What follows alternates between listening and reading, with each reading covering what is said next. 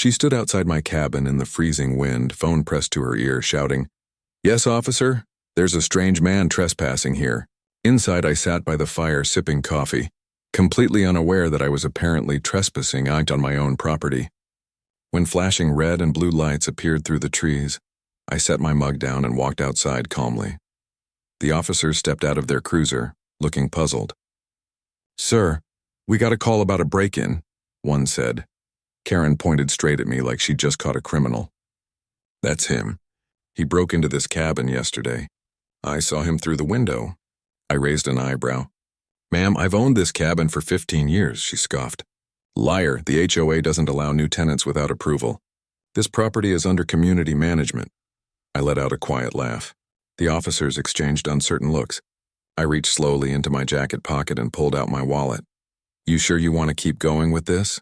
I asked, keeping my voice calm and steady. Karen folded her arms. "Oh, I'm sure. People like you think you can just move in wherever you want." The way she said "people like you" hit hard, but I stayed composed. I handed the officer a folded document. "That's the original deed," I said. "Signed by my grandfather in 1978, long before this so-called HOA ever existed." The officer opened it, his expression changing immediately. Karen tried to peek, but her confidence began to crumble. I looked straight at her. "You just called the cops on the man who owns half this mountain." Her face froze, the color draining from it. The officer turned toward her. "Ma'am, this deed clearly lists his name as the legal owner." Karen stammered. "That can't be right. The HOA manages this whole area. He can't live here without permission." I smiled faintly. "Funny thing about private property, Karen. It doesn't need your permission." One of the officers tried not to laugh. Karen's face turned red as she glared at both of us. "This is unbelievable." I saw him sneak in. "He must have forged that paper." I took a slow step forward. "You want proof? I've got security cameras around the cabin. Want to see who's been sneaking around at night?" For a second, she froze. That flash of panic said everything. The officers looked at her, waiting. "Well?" one asked. She stepped back, pretending to fix her hair. "That won't be necessary," she muttered. "Oh, but it is," I replied calmly. "Especially since someone tried to open my cabin door 2 nights ago. Want to guess who it was?" Her eyes widened.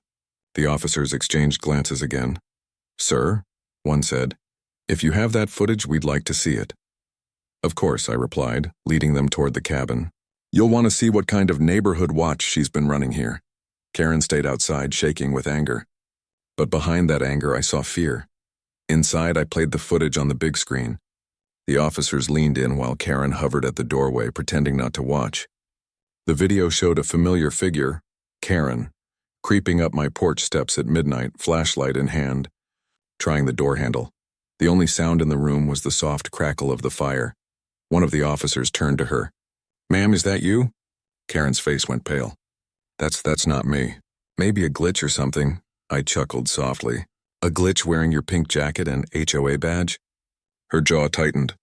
"I was just checking for safety. I thought someone had broken in." The officer crossed his arms. "At 1 in the morning with a flashlight and no warrant?" Karen took a shaky breath, then pointed at me. "He's dangerous." "You don't know who he is." The second officer raised an eyebrow. "Actually, we do. We ran his ID." He looked at me, then back at her. "You just accused a retired federal investigator of breaking into his own property."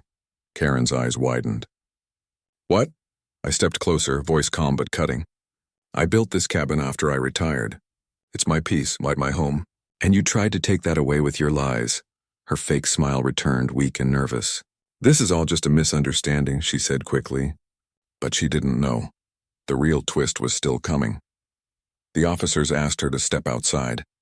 When she refused, one of them said calmly, "Ma'am, you're under arrest for trespassing and filing a false police report." Her face turned crimson.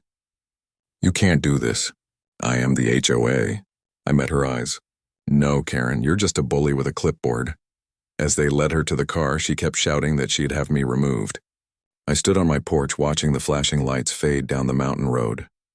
A cold breeze swept through the trees. I took a sip of coffee, smiling to myself. "I came here for peace," I whispered. "But sometimes peace has to be defended."